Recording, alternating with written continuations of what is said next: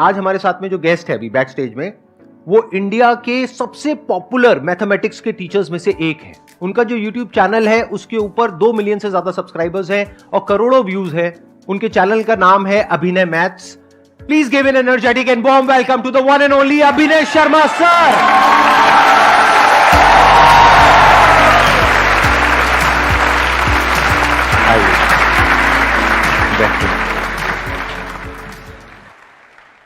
आप I think एक तो मैथमेटिक्स पढ़ाते हैं और एक गवर्नमेंट एग्जाम्स की भी आप तैयारी कराते हैं, राइट? और आपका अपना एक इंस्टीट्यूट भी है प्लस ऑनलाइन आपका यूट्यूब चैनल है। बट मैंने फ्री एजुकेशन पे ज़्यादा फोकस किया है। मतलब ये ट्रेंड जो कि यूट्यूब पे भी फ्री पढ़ाया जा सकता है स्ट्रक्चरल वे में, ये हमने शुरू किया। उससे पहले कोई कंप्लीट पढ़ाने के बारे में नहीं सोचता था। यूट्यूब को लोग ऐसे लेते थे कि यार ये प्रमोशनल है, बट हमने कंप्लीट सिलेबस किया और बच्चों से वो कनेक्टिविटी बनाए रखी कि आप यहाँ से पढ़ के भी सेलेक्ट हो सकते हो। और मैंने खुद अपने आप को पहले प्रूव भी किया कि मैंने 5 बार वो एग्ज़ाम क्वालिफाई किया। तो हमेशा से ये था कि बच्चों को क्लास में सिर्फ पढ़ाना मेरा मकसद नहीं होता था। मैं कहता था कि इनको बांधे रखना बहुत ज़रूरी है। तो अब हम तो किसी के अंडर पढ़ा देते। तो एक दिन आगे हमारी कोचिंग इंस्टीट्यूट ऑनर ने मेरे को इतनी बुरी तरह झाड़ा, बोली आप संदीप महेश्वरी नहीं है और वो मैथ्स के लिए रखा हुआ है यहाँ पे, हमें ये काम कराना होगा तो हम संदीप महेश्वरी को बुला लेंगे। तो मैं 2012 में पहली बार मैंने कहा इसने ऐसे क्यों बोला। फिर मैंने तब आपको पहली बार जाना और उसके बाद बहुत सारे वीडियोज़ मैंने आपके देखे हैं और हमेशा बच्चों को भी कहा है और अपने अपने तरीके से बातों को आगे ले जाया है कि भाई इस तरीके से आप तैयारी करो, ये दिक्कतें आएंगी, सबके साथ आती हैं।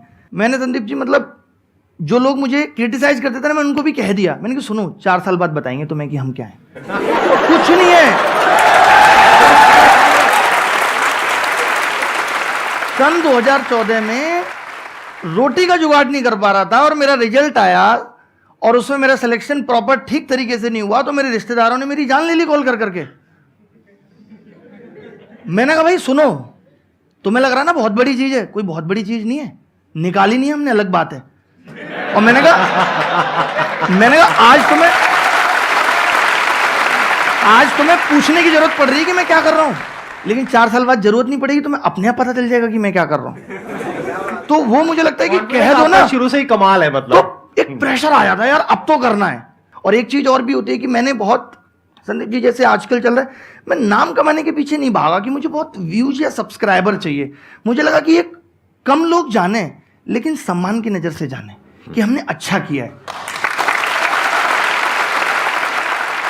मैंने देखा आपकी शुरुआत हुई थी बुलंदशहर से, राइट? बुलंदशहर में और गांव तब है। आप बहुत ही छोटे लेवल से एक लोअर मिडिल क्लास फैमिली से आप आते हैं। लोअर नहीं, हमारा तो ये हाल था जी कि 3 महीने केवल चटनी से रोटी चल रही है, सब्जी भी अफोर्ड नहीं कर पा। अच्छा, नॉट इवन मिडिल क्लास। हाँ, मतलब और वहां से लेकर के आज जो आपका सफर है, आज मैंने देखा आपकी वीडियोस में आपने कई जगह पे बताया कि आपके पास में मर्सिडीज है, राइट? मेरे पास 9 अलग अलग ब्रांड्स की कार है, टॉप ब्रांड। मेरा छोटा बच्चा 1 साल का, उसके पास भी 2 सीटर कार है। सर हमें भी कभी घुमा दो।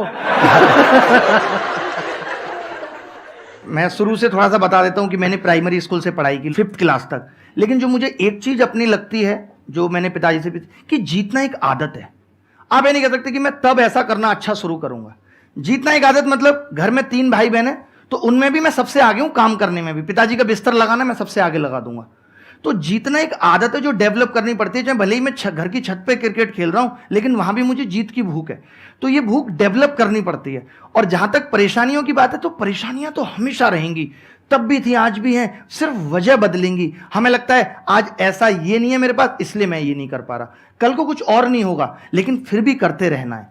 जो समस्याएं आएंगी उनसे सिर्फ एज ए वैक्सीन लेना है। जैसे लोग कहते थे कोविड हो गया तो अब ना कोविड की एंटीबॉडीज बन गई। तो अगर दिल टूट गया ना तो समझो एंटीबॉडीज बन गई, अगली बार टूटेगा ना तो फर्क नहीं पड़ेगा।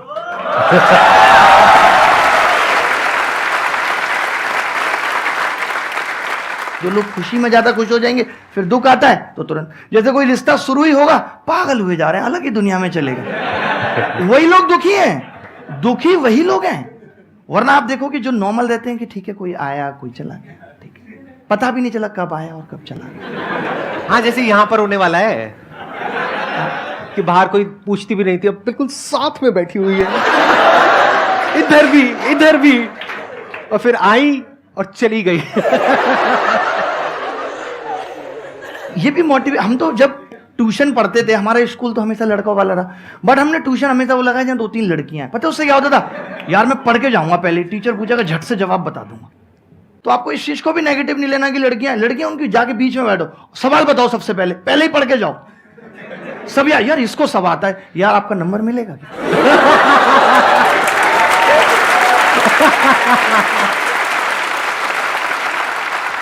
उसके बाद 6th 7th 8th क्लास तक हमने गांव में अपना जीवन बिताया। 6th 7th एक स्कूल था, 8th में दूसरे स्कूल में गए। वो स्कूल कोएड था, लड़कियां भी उसके अंदर पढ़ती थी। मेरे को तो कोएड भी अभी 2014 में पता चला उसको कोएड बोलते हैं।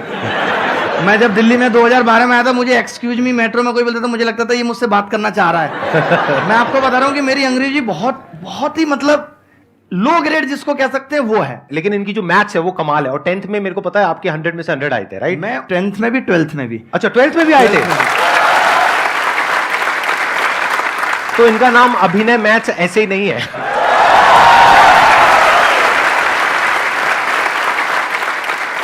हमारे टाइम पे पास होना इज ए बिग चैलेंज, कि आप अगर पास हो गए हो तो ये बड़ी बात है। क्योंकि हमारी क्लास में जब मैं 60 बच्चे थे तो उसमें 24 फेलियर थे जो पिछले साल फेल हो चुके थे।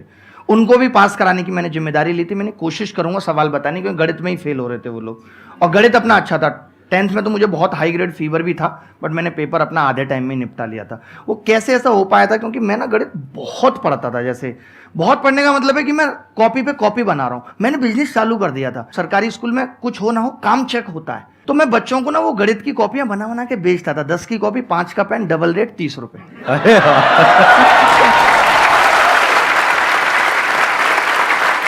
बट मुझे अभी भी याद आता है कि 12th क्लास में मैं एक बार कहीं जा रहा था, तो मेरे दिमाग में ऐसे ख्याल जरूर थे यार कि मुझे इतनी अच्छी गणित आती है, लोग मुझे फोन करके पूछें, मेरी किताबें निकलें। मतलब मुझे इस डायरेक्शन में नहीं जाना, बट थॉट्स थे। तो मैं यही मानता हूं कि जो आपके थॉट्स आते हैं सच्चे दिल से, अगर आप ईमानदार हो तो वो चीज़ें जरूर पूरी होती हैं, वही रिफ्लेक्ट होती हैं। मेरी लाइफ में ऐसा मैं कुछ भी सोच लूँ, कुछ भी मैं सोच लूँ, ऐसा कुछ हुआ ही नहीं, ना खुद से ना खुदा से इतनी सी भी शिकायत नहीं है। सब कुछ पाया है जो सोचा है। तो सच्चे मन और ईमानदारी से अगर काम करो तो ऐसा कुछ नहीं है जो पाया नहीं जा सकता, कुछ भी अचीव कर सकते हो। बहुत बढ़िया। तो जब मैं दिल्ली आया था ना, तो मैं अपने घर वालों को भी ले आया गाँव से। तो मेरी माँ ने यही कहा कि तू हमारा खर्चा निकाल लेगा, पिताजी का तभी बिजनेस चल नहीं रहा। तो मैंने कहा मैं इतना ट्यूशन पढ़ा के कर लूँगा। तो मैंने 6000 में ट्यूशन पढ़ाया, 1500 रुपये में रेंट पे हम रहने लगे ग्रेटर नोएडा में, एक छोटी सी जगह में। 3 दिन रहे हुए नहीं हुए थे। सोचो मकान मालिक आके बोला आपको किसने रखा है यहाँ, मैं तो इसे बेच रहा हूँ।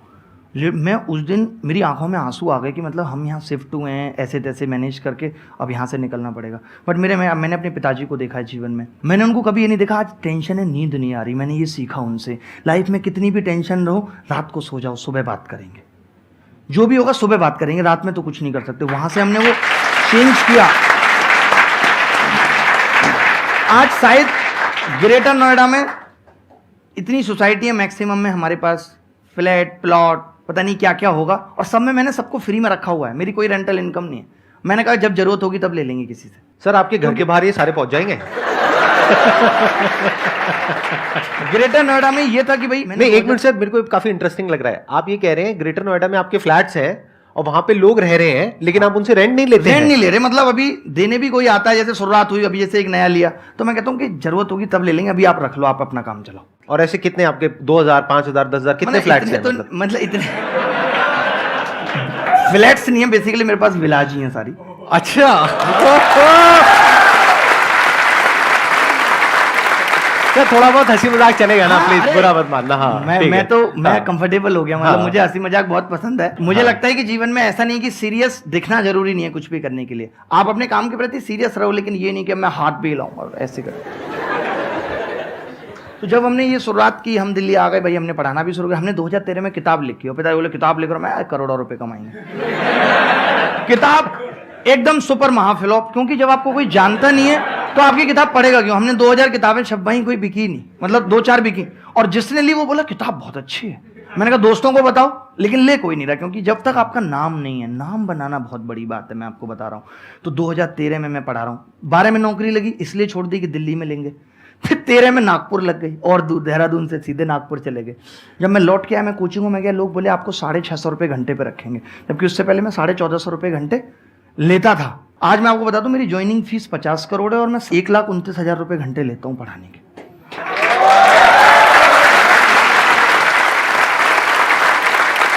चाहता हूं कि मुझे याद तुम हो, लेकिन मुझे याद भी है अपनी, कभी यूं भी याद आओ मैं खुद को भूल जाऊं। जब हम कुछ करते हैं ना तो खुद को भी भूल जाएं, इतने डूब जाएं उस चीज में, तब जाके कुछ बड़ा होता है। और परेशानियां हमेशा आएंगी। गम मेरे साथ बड़ी दूर तक गए, पाई ना मुझ में थकान तो वो खुद थक गए। गम को sir thank you so much for coming sir. बहुत मजा आया, बहुत बढ़िया सेशन। मुझे ऐसा लग रहा है कि कोई बड़ा भाई किसी जन्म का बिछड़ गया है। अरे सर